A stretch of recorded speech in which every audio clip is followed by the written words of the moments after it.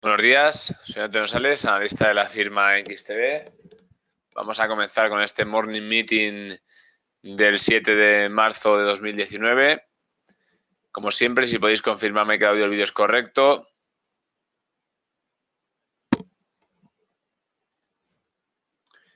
Muy bien, vamos a comenzar con un barrido por los principales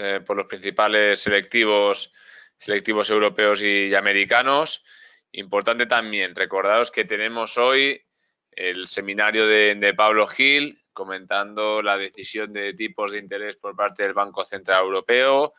Dará comienzo a la 1:30 y bueno, pues irá comentando en este caso un poco, bueno, pues las noticias que vaya comentando Draghi, el por qué se va ralentizando la economía europea, datos de inflación, cómo puede afectar en este caso al comportamiento tanto del euro como del resto de selectivos europeos. Y bueno, la verdad que va a estar muy, muy interesante. Os animamos a que os inscribáis, ¿de acuerdo? Muy bien, vamos a hacer un barrido como hemos comentado. Fijaros, miramos los índices europeos, prácticamente Rusia, Alemania, Francia, tenemos correcciones bastante relevantes, en torno al 0,3, 0,2% de caídas. Italia, apenas España, creo, si no ha cambiado. No, España también, bueno, está prácticamente en tablas. Reino Unido es la única que se nos salva. El resto, bueno, pues un poco están, digamos, los inversores haciendo una toma de beneficios. La incertidumbre se empezaba a levantar un poco durante la jornada de ayer. Factores como en este caso el conflicto arancelario vuelve a estar presente, la incertidumbre de si se llegará a no ese acuerdo. Esto, bueno, pues es el cuento de que nunca termina, ¿no? En este caso, un día sí, un día no, y eso, pues evidentemente está generando incertidumbre. Aunque, bueno, en términos generales, haciendo una imagen, una captura un poco más general, si nos fijamos, por ejemplo, en España, vemos como parece que empezamos a ver ya un cambio de tendencia. Si miramos también a Alemania, podemos encontrar ya zonas clave en las que estamos ahora mismo, pero que podrían dar la confirmación a esa inversión en la tendencia bajista de corto plazo que estábamos, corto y medio plazo que estábamos viviendo, lo cual sería bastante positivo. Vamos a analizar a Alemania concretamente. Fijaros cómo nos marcábamos la semana pasada, bueno, pues las zonas relevantes, ¿no?, que teníamos que tener ahí pendientes. Logramos rebasarlas, llegamos incluso, fijaros, ver aproximaciones del entorno de por encima de los 11.600 puntos, ¿de acuerdo? Es algo que es bastante positivo para el selectivo alemán. En cualquier caso, no hemos sido capaces, ¿vale?, de producir esa ruptura de una manera en este caso estable, de una manera consistente, y estamos viendo otra vez vueltas entrándonos dentro del canal bajista por el tramo más alto. Planteamiento para las estrategias de hoy, para también ya la semana que viene, que podríamos ver. Bueno, realmente con el BCE no esperamos que haya unas noticias excesivamente relevantes. Lo que sí que podríamos ver, pues, es una aproximación otra vez a la zona de los 11.500, 11.400, pero no creo que perdamos más del nivel, en este caso, de los 11.400 puntos, ¿de acuerdo? O sea, ver correcciones por debajo de este nivel lo vería bastante complicado. Estamos viendo más que nada una toma de beneficios, y de ahí que, bueno, lo hayamos conseguido, cosa que es sensato, ¿no?, llegar a romper de una manera sólida esa tendencia. Va a costar, evidentemente no es el primer ataque que hacemos a los 11.600, fijaros como ya tuvimos uno prácticamente a principios de noviembre del año pasado. Por tanto, desde mi punto de vista, creo que es un buen momento para, en este caso, volver a tomar posiciones largas, o bien esperar que se produzca que se rebase esa zona de resistencia, ese tramo alto del canal, para poder entrar, ¿de acuerdo? O sea, planteamos dos opciones. Esperamos un poco a que se confirme esa ruptura para entrar, o empezamos a marcarnos ya entradas en los puntos actuales, con stop loss por debajo de los 11.400 puntos. Fijaros, pues los 11.368. Hablaríamos ahora mismo, por ejemplo, si marcásemos una entrada, ¿no?, en torno de los 11.450 puntos aproximadamente. Tenemos que esperarlo, pues, unos 80 puntos abajo aproximadamente, con un diferencial de stop loss en este caso de unos 50-70 puntos, ¿de acuerdo? El objetivo, bueno, está claro que una vez se rebasen esos 11.600 con claridad, hablaríamos de atacar la zona de los 12.000 puntos, ¿de acuerdo? España, lo mismo, muy importante. Parece que aquí la ruptura está más clara, bastante más clara. Ya estamos por encima de los 9.200 puntos. El rango que atacamos, fíjate, era la quinta, 1, 2, 3, 4. En el quinto ataque logramos rebasar esa zona de los 9.200 puntos. Por tanto, sigo manteniendo mi optimismo para el IBEX. Posiciones largas, en este caso hablaremos de atacar. Fijaros, más o menos el objetivo en este caso de los 9.600 puntos, ¿de acuerdo? O sea que tenemos todavía recorrido alcista, es probable que podamos ver pues algún retesteo, ¿no? En torno a los 9.300, pero bueno, mantengo mi optimismo en ver esa inversión en la tendencia, esa apuesta final de ese canal bajista, fijaros, ¿no? Que comenzaba prácticamente a mediados de 2017 y el objetivo serían los 9.600 puntos, ¿de acuerdo? Por tanto, el IBEX todavía más optimista que en el caso del DAX. En el caso del DAX, fijaros cómo los ataques que hacíamos, teníamos un primer ataque, un segundo ataque más leve y en este tercer ataque es donde parece que a lo mejor ya pues podemos llegar a rebasarlo. En el caso del IBEX ha costado bastante más, pero se ha confirmado. Ahora sí creemos la ruptura de esa zona de resistencia, ¿de acuerdo? Francia igual, fijaros los objetivos que nos marcamos, dónde nos encontramos y ahora mismo lo mismo. Zona de resistencia clave, estamos en términos generales en puntos clave. Hemos rebasado las anteriores resistencias que actuarían evidentemente como zonas de soporte, por tanto es probable que veamos alguna leve corrección en ese activo francés en consonancia con lo que estamos viendo en Europa.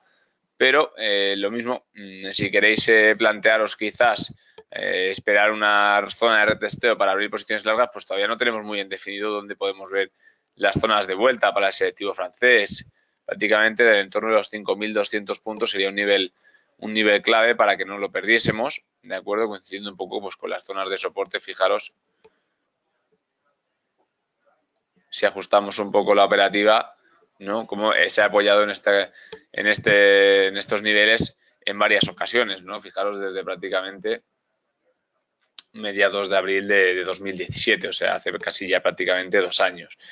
Entonces, bueno, si aguantásemos en los 5.245 aproximadamente, nos encontraríamos otra vez si abrimos largos con la misma situación, los 5.300 y tendríamos que ver la ruptura. Creo que en este caso para el selectivo francés sería sensato ver, bueno, pues esa ruptura por encima de los 5.300 para abrirnos posiciones largas, ¿de acuerdo? O sea que más o menos aguantar un poco en los niveles actuales y ver una fuerza de entrada con fuerza, con volumen, por encima de los 5.300 puntos para plantearnos estrategias largas y en este caso pues sí que hablaríamos ya de atacar zonas intermedias si no somos tan ambiciosos del entorno de los 5.400 puntos como objetivo, ¿de acuerdo?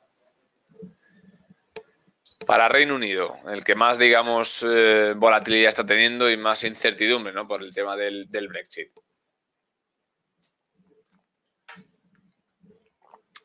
Fijaros, en este caso no logra tampoco rebasar los 7.190 puntos prácticamente. Queda lejos de los 7.300. Por tanto, bueno, podemos ver movimientos, retesteos laterales entre esos 7.200, 7.130 aproximadamente. Y lo mismo si vemos una ruptura clara de los 7.200, posiciones largas hacia los 7.300 e incluso los tramos más bajos, si se levantase una incertidumbre negativa en relación a un acuerdo duro del Brexit, podríamos ver sin lugar a dudas vueltas otra vez a los 7.000 puntos, incluso a los 6.910 aproximadamente. O sea, aquí estamos hablando de una volatilidad un poco mayor para el selectivo inglés en relación pues al acuerdo que se llegue a adoptar con el Brexit, ¿no? Y para Italia, que también se está comportando bastante bien, hemos de decir que es el que más corrigió. Rompimos claramente zona 20.000, rompimos también los 20.500, nos encontramos zonas de testeo los 20.800, los rangos que habíamos marcado la semana pasada. Lo mismo, si hay ruptura vamos a los 21.500, si no hay ruptura puede ser que volvamos a los 20.500, incluso a los 20 no podríamos descartarlo, ¿de acuerdo? También lo comentaremos luego en el apartado macro, la OCDE pues remarca a Italia y Alemania como países con peor comportamiento dentro de Europa, concretamente Italia, con crecimiento negativo, ¿de acuerdo? En términos generales de su PIB a lo largo del año 2018. A partir de aquí, pues lo mismo, ajustamos stop loss a zonas de soporte previas y buscamos los objetivos en las siguientes resistencias, ¿de acuerdo? Y para el Eurostoxx también rebasamos con claridad, en este caso, los objetivos que nos hayamos marcado, los 3.200. Nos encontramos en un punto clave y fijaros, en este caso, vamos a ver, si tomamos como referencia el rango de los 3.300 puntos, veo en este primer ataque complicado rebasarlo. Yo creo que, tal y como estamos viendo, nos vamos a encontrar en esta zona de retesteo algunas jornadas hasta que haya pues un movimiento de fuerza claro alcista, ¿de acuerdo? Creo que es un poco lo que nos vamos a encontrar en términos generales en Europa a lo largo de la jornada de hoy.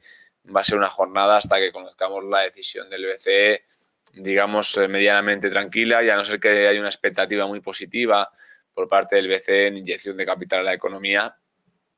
No esperamos ligeros incrementos de volumen de negociación, por tanto no esperamos fuertes repuntes, así como tampoco correcciones, ¿de acuerdo? Sobre todo para la jornada de hoy vamos a ver un rango lateral en los principales selectivos. Si vamos ahora con los americanos,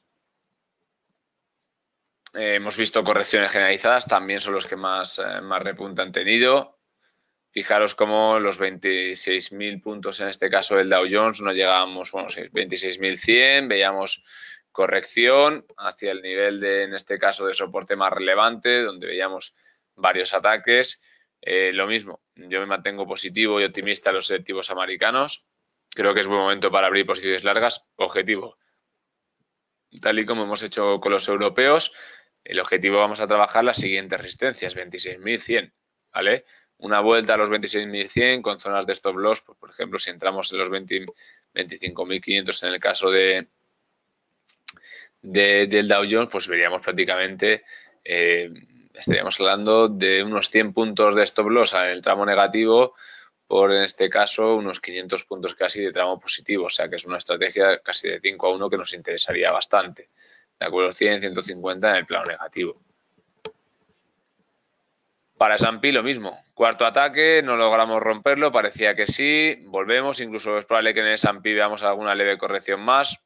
Yo en este caso, la operativa está un poco más ajustada. Hablamos de un diferencial prácticamente de unos 50 puntos, no llegaría. Entonces, ¿cuál es la estrategia? Pues aguantar un poco para ver si corrige más y poder abrirnos los largos, o si empezamos a retestear en estos niveles y ya esperamos la ruptura. Tendría que corregir más para que nos interese meternos con un tramo largo hasta los 2.200 puntos prácticamente, o ya esperar que se rebase este rango, cosa que es un poco más complicada, pero una vez que se rebase vamos disparados seguro hacia los 2.870 aproximadamente, ¿de acuerdo? Por tanto, dos estrategias: o esperamos que corrija más y aprovechamos, si viésemos vueltas hacia los 10.750, hacia los 10.790, o ya esperamos la ruptura. Los americanos se han comportado muy bien, mucho optimismo también en relación a la al posible alcance del acuerdo entre Trump y China, y de ahí va a depender mucho también la volatilidad que veamos. Es normal que haya correcciones, fijaros, por ejemplo, ¿no? Como tenemos la corrección de 2.733, pues fijaros, prácticamente de un 1,7%, teníamos aquí otra de prácticamente 2,4%, es decir, que las correcciones de los selectivos americanos, si no valoramos ya estas, fijaros, ¿no? En pocas sesiones, corrección de un 7% aproximadamente, incluso una primera de un 7,5% y luego una segunda, fijaros, de un 13%, es decir, que los selectivos americanos atacan con mayor volatilidad tanto para las bajadas como para las subidas, ¿no? En cualquier caso, las recuperaciones, fijaros, ¿no? Son bastante rápidas. Por tanto, para el Nasdaq, que es el que menos ha recuperado de todos, lo mismo. Vamos a esperarlo en torno a los 7.040 puntos, 7.050 puntos, objetivo los 7.200. Aquí sí que nos interesa ya, incluso en estos términos, abrir largos. Ver ataque a los 7.200 tendríamos prácticamente 120 puntos de beneficio, y si ponemos el stop loss por debajo de los 7.40, 40 de negativo. O sea que más o menos casi pues, prácticamente un 3-1 de estrategia. Nos interesa también, ¿de acuerdo? Bien, apartado macro. referencias a tener en cuenta. Tenemos 4 o 5 frentes abiertos. El primero, guerra comercial.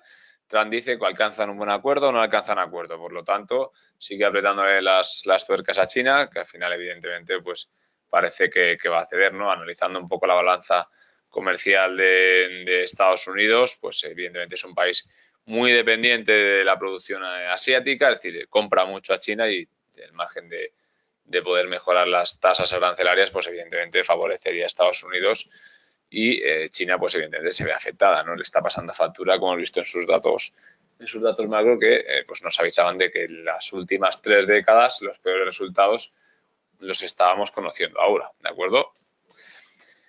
Segundo plano, tenemos el Brexit, se alarga el acuerdo, sigue la incertidumbre, no queda nada claro. Imposible saber qué va a pasar, Theresa May intenta ganar tiempo. Yo creo que vamos a ir más a por la convocatoria de un segundo referéndum que de una posible ruptura dura de Reino Unido, porque es que no saben ni cómo ejecutarla. Las compañías, el Estado, o sea, es que está todo un poco en una, digamos, una burbuja de incertidumbre, donde nadie realmente sabe cómo ejecutar ese plan en caso de que se dé ese escenario.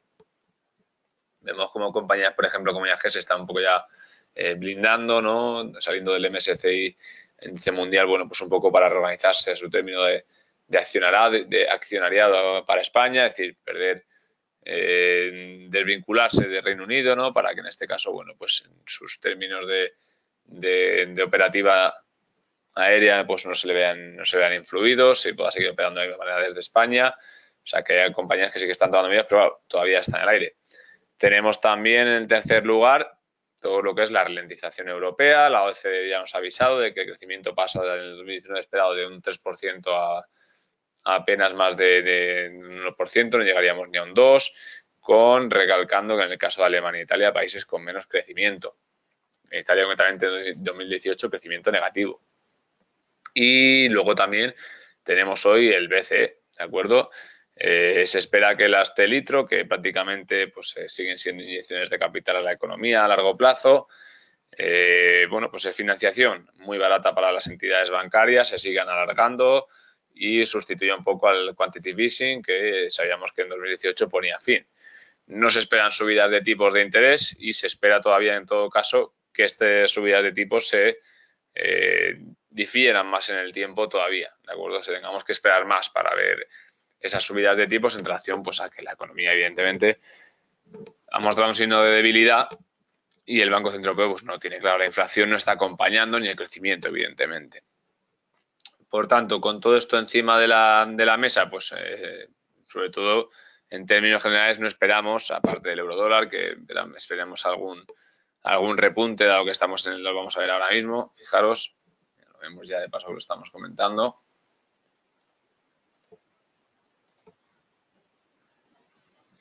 Estamos en el tramo bajo de ese canal lateral, los 1.13, y yo no vería bastante factible, ver ataques otra vez a la zona de 1.14, ¿de acuerdo? A pesar de que las declaraciones en este caso de Mario de que sean muy dovish, muy tranquilas, muy transmitiendo calma al mercado y optimismo en relación a que va a seguir la barra libre de capital, algún fortalecimiento del euro podríamos encontrar hacia los 1.14. Es buen momento también para plantearnos posiciones largas con stop loss por debajo de los 1.12.7.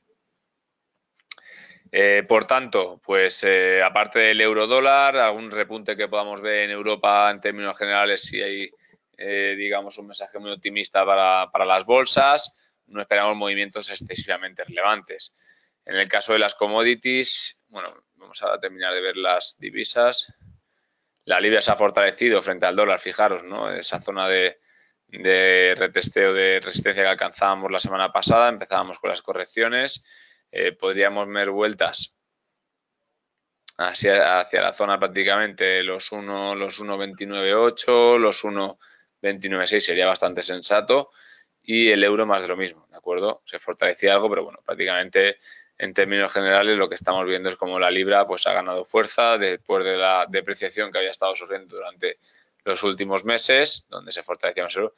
Vemos cómo se pone fin a ese rango lateral, ¿vale? El rango que estábamos comentando se creaba mediados de 2017 y prácticamente se perdía a mediados de febrero, ¿de acuerdo? O sea, nos hemos ido al rango de los 0,85, estamos en esta zona de resistencia y lo mismo.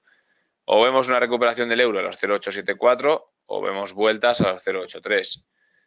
Yo creo en este caso veo más factible recuperar hacia los 0,874 que ver un fortalecimiento más notable de la libra, ¿de acuerdo? Yo creo que el escenario para Reino Unido se había descontado bastante negativo, con la incertidumbre y el aplazamiento de la no ejecución del Brexit se ha puesto un poco de su cara, pero creo que sin ser tan negativo como al principio sí que vamos a ver en este caso pues alguna incertidumbre más sobre la libra, lo cual fortalecerá el euro y también el dólar, pudiendo llevarlo a cotas pues otra vez 0,134,3, ¿de acuerdo?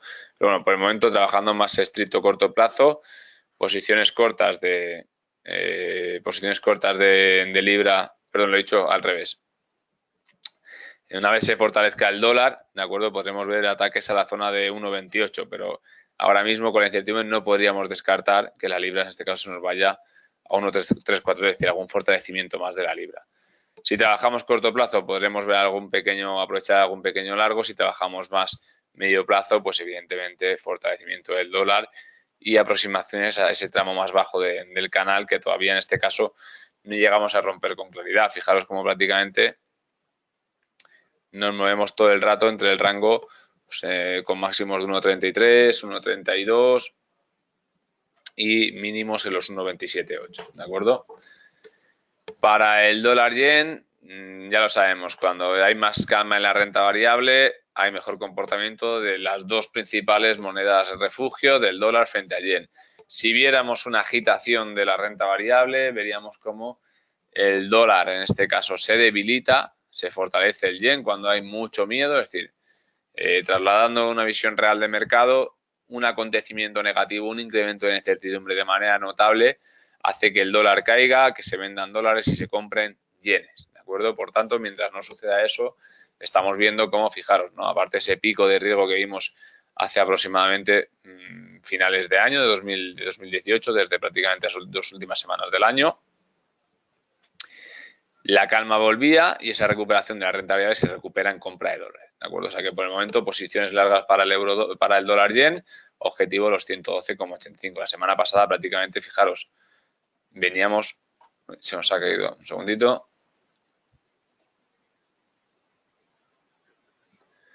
Fijaros en este caso como apenas la semana pasada, fijaros, 25 de febrero, veníamos de estar en los 110. O sea, entramos de una semana prácticamente, hemos pasado de los 110,6 a los 111,7.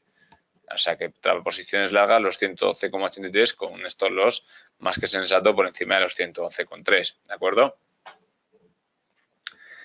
Y por último, vamos a comentar, como siempre, la rentabilidad del bono americano, que me gusta que lo veáis como referencia un poco y la volatilidad, pues para ver la estabilidad de los mercados, en la situación actual. Fijaros. Perdón, vamos a ver también el oro y el petróleo que nos habíamos dejado por el camino. Trump insiste en que la OPEP reduzca incremente la oferta, para que en este caso se reduzca el precio del crudo, y la OPEP hace un poco oídos sordos.